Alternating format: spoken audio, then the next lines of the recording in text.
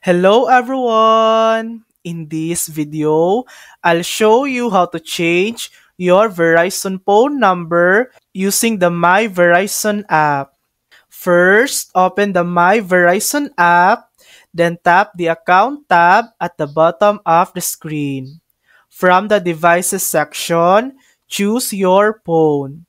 Next, scroll down and tap Change Mobile Number under Device Management.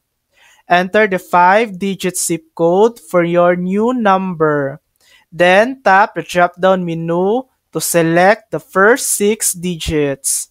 Tap Next, then select the last 4 digits of your new number and tap Done. Choose your preferred number, then tap Next. When asked when should we switch it, select your preferred date like today, next bill, or pick a date then tap Next. Select the device to send your authorization code. Tap Send Code, and once you receive it, enter the code and tap Next.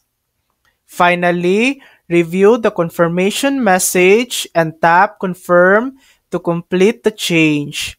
Restart your device and wait about 2 minutes for the update to finish.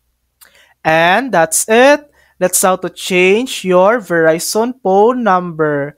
Thanks for watching. If this video helped you, please like and subscribe for more helpful tutorials.